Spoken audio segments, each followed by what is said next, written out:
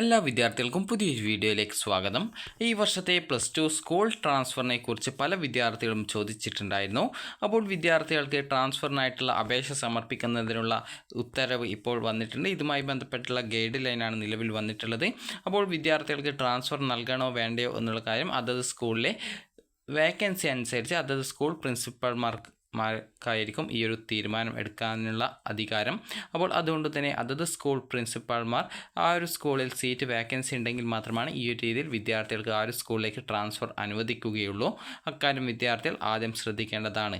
അതായത് നിങ്ങൾ പഠിക്കുന്ന സെയിം കോമ്പിനേഷനിൽ സെക്കൻഡ് ലാംഗ്വേജും സെയിം, അതായത് ചേഞ്ച് ആവാത്ത രീതിയിൽ ആയിരിക്കും ട്രാൻസ്ഫറിനായിട്ട് നിങ്ങൾക്ക് അപേക്ഷ നൽകാൻ സാധിക്കുക. ഒരു ഉദാഹരണം പറയുകയാണെങ്കിൽ, ഒരു വിദ്യാർത്ഥി +2 ബയോളജി സയൻസാണ് പഠിക്കുന്നത് എന്ന് കരുതുക. ആ ഒരു വിദ്യാർത്ഥി മലയാളമാണ് സെക്കൻഡ് ലാംഗ്വേജ് ആയിട്ട് എടുത്തിട്ടുള്ളത്. അപ്പോൾ ആ ഒരു സെയിം കോമ്പിനേഷനും സെക്കൻഡ് ലാംഗ്വേജ് മലയാളത്തിലും സയൻസിൽ നിങ്ങൾക്ക് വേണ്ട സ്കൂളിൽ വേക്കൻസി ഉണ്ടെങ്കിൽ മാത്രമാണ് നിങ്ങൾക്ക് അവിടേക്ക് ആ ഒരു രീതിയിൽ ട്രാൻസ്ഫർ അനുവദിക്കുകയുള്ളൂ. അവിടെ സീറ്റ് ഇല്ല എന്നുണ്ടെങ്കിൽ നിങ്ങൾക്ക് ട്രാൻസ്ഫർ അനുവദിക്കുന്നതായിരിക്കില്ല. അക്കാര്യം വിദ്യാർത്ഥികൾ പ്രത്യേകം ശ്രദ്ധിക്കേണ്ടതാണ്. അപ്പോൾ ഈ ഒരു ഉത്തരവ് പ്രകാരം പറഞ്ഞിട്ടുള്ളത് സ്കൂൾ തല മാറ്റം, അതായത് ഹയർ സെക്കൻഡറി തലത്തിലെ സ്കൂൾ മാറ്റം, അതുപോലെ റീ അഡ്മിഷൻ തുടങ്ങിയവയുമായി ബന്ധപ്പെട്ട് 2009-2010 അധ്യയന വർഷം മുതൽ വ്യക്തമായിട്ട് സർക്കാർ ഉത്തരവ് പുറപ്പെടുവിച്ചിട്ടുണ്ട്. ഒന്നാം വർഷ സ്റ്റേറ്റ് സിലബസിൽ ഗവൺമെൻറ്, എയ്ഡഡ്, അൺഎയ്ഡഡ് സ്കൂളുകളിൽ പഠിച്ചിട്ട് ഒന്നാം വർഷ പരീക്ഷ എഴുതിയിട്ടുള്ള കുട്ടികളുടെ സബ്ജക്റ്റ് കോമ്പിനേഷനിലും രണ്ടാം ഭാഷയിലും മാറ്റം ഇല്ലാതെയുള്ള സ്കൂൾ മാറ്റ അപേക്ഷകൾ പരിഗണിച്ച് സീറ്റുകൾ ഒഴിവുണ്ടെങ്കിൽ പ്രവേശനം നൽകുന്നതിനുള്ള അധികാരം അതത് ഹയർ സെക്കൻഡറി സ്കൂൾ പ്രിൻസിപ്പൽമാർക്കായിരിക്കും. ഗവൺമെൻറ്, എയ്ഡഡ്, അൺഎയ്ഡഡ് സ്കൂളുകളിലെ വിദ്യാർത്ഥികൾക്ക് പരസ്പരം സ്കൂൾ മാറ്റം അനുവദനീയമാണ്. അതുപോലെ രണ്ടാം വർഷത്തേക്കുള്ള സ്കൂൾ മാറ്റ അപേക്ഷകൾ പരിഗണിക്കുമ്പോൾ ഏകജാല പ്രവേശന സംവിധാനം മുഖേന പ്രവേശനം നേടിയിട്ടുള്ള വിദ്യാർത്ഥികൾക്ക് പ്രഥമ പരിഗണന നൽകുന്നതിന് ശ്രദ്ധിക്കേണ്ടതാണ്. പ്രിൻസിപ്പാളിന് സ്കൂൾ മാറ്റം അനുവദിക്കാവുന്ന വിഭാഗത്തിലെ വിദ്യാർത്ഥികൾ ജൂൺ 15-നുള്ളിൽ അപേക്ഷകൾ അതത് സ്കൂളിൽ നൽകേണ്ടതും പ്രിൻസിപ്പൽമാർ അവ പരിഗണിച്ച് അർഹതയുള്ളവർക്ക് വേക്കൻസിയുടെ അടിസ്ഥാനത്തിൽ പ്രവേശനം നൽകേണ്ടതുമാണ്. അതിനുശേഷം മാത്രമേ മറ്റു വിഭാഗത്തിലുള്ളവർക്ക് വേക്കൻസി റിപ്പോർട്ട് നൽകേണ്ടതുള്ളൂ. ഒരു വേക്കൻസിക്ക് ഒരു അപേക്ഷകന് മാത്രമേ വേക്കൻസി റിപ്പോർട്ട് നൽകാവൂ എന്ന കാര്യം പ്രിൻസിപ്പൽമാർ ശ്രദ്ധിക്കേണ്ടതാണ്. സൂചന 1. സർക്കാർ ഉത്തരവിൽ നിഷ്കർഷിക്കുന്ന പ്രകാരം മറ്റ് സംസ്ഥാനം, രാജ്യം, CBSE തുടങ്ങിയ പാഠ്യപദ്ധതികളിൽ പഠനം പൂർത്തിയാക്കി പരീക്ഷ എഴുതിയിട്ടുള്ള വിദ്യാർത്ഥികൾക്ക് കേരള ഹയർ സെക്കൻഡറി രണ്ടാം വർഷ പ്രവേശനം അനുവദിക്കുന്നതിനായിട്ട് നിർദ്ദേശങ്ങൾ നൽകിയിട്ടുണ്ട്. അതുമായി ബന്ധപ്പെട്ട ഒരു സൂചന 4 പ്രകാരമുള്ള നിർദ്ദേശങ്ങൾ നൽകിയിട്ടുണ്ട്. അപ്പോൾ ഇത്തരം വിദ്യാർത്ഥികൾക്ക് രണ്ടാം വർഷത്തേക്ക് ഒഴിവുള്ള ഹയർ സെക്കൻഡറി സീറ്റുകളിൽ ലാറ്ററൽ എൻട്രി മുഖേന പ്രവേശനം നൽകുന്ന കാര്യത്തിൽ സബ്ജക്റ്റ് കോമ്പിനേഷനിൽ മാറ്റമില്ലെങ്കിൽ അനുമതി നൽകുവാനുള്ള അധികാരം പൊതുവിദ്യാഭ്യാസ ഡയറക്ടറിലാണ് നിക്ഷിപ്തമായിട്ടുള്ളത്. അതുപോലെ തന്നെ ഇത്തരത്തിൽ രണ്ടാം വർഷ പ്രവേശനം നേടുന്ന വിദ്യാർത്ഥികൾ റെഗുലർ സ്കീമിൽ പഠിക്കുന്ന വിദ്യാർത്ഥികൾക്കായി, അതായത് ഡയറക്ടറേറ്റ് 2025 മാർച്ച് മാസത്തിലെ പൊതുപരീക്ഷയോടൊപ്പം നടത്തുന്ന ഇംപ്രൂവ്മെൻറ്റ് സപ്ലിമെൻ്ററി പരീക്ഷയ്ക്ക് രജിസ്റ്റർ ചെയ്ത് ഒന്നാം വർഷത്തെ രണ്ടാം ഭാഷ ഉൾപ്പെടെയുള്ള എല്ലാ വിഷയങ്ങൾക്കും പരീക്ഷ എഴുതണം. ഈ ഒരു സ്കോറുകൾ കൂടി പരിഗണിച്ചിട്ടായിരിക്കും അവരുടെ അന്തിമ ഫലം നിർണ്ണയിക്കുക.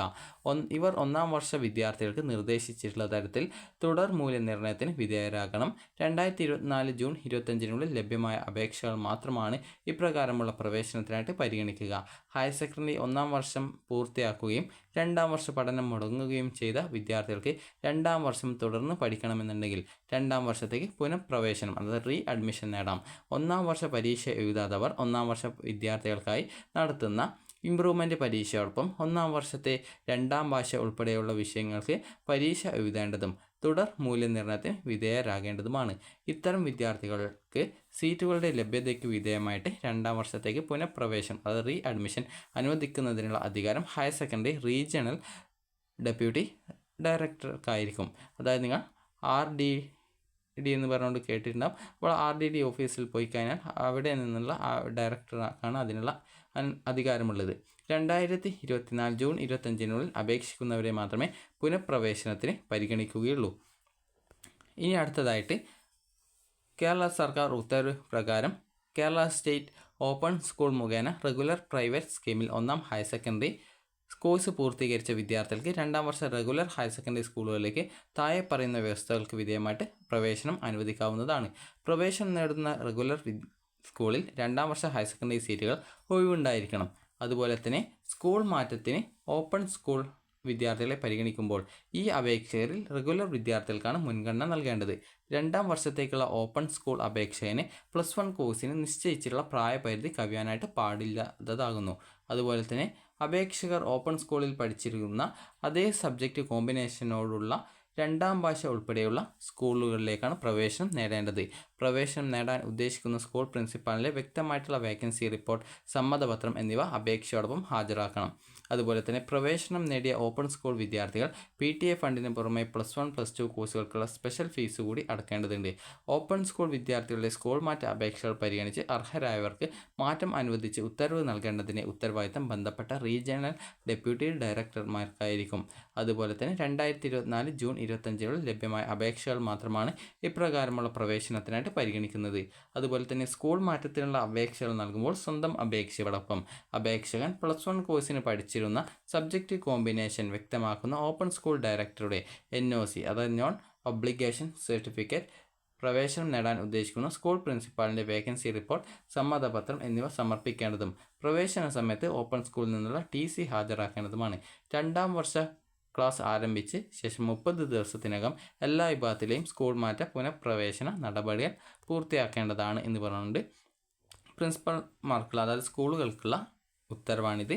അപ്പോൾ വിദ്യാർത്ഥികൾക്ക് ഈ ഒരു വീഡിയോ ഉപകാരപ്രദമായിട്ടുണ്ടെന്ന് കരുതുന്നു. ഉപകാരപ്രദമായിട്ടുണ്ടെങ്കിൽ ലൈക്ക് ചെയ്യുക, ഷെയർ ചെയ്യുക. Thank you for watching.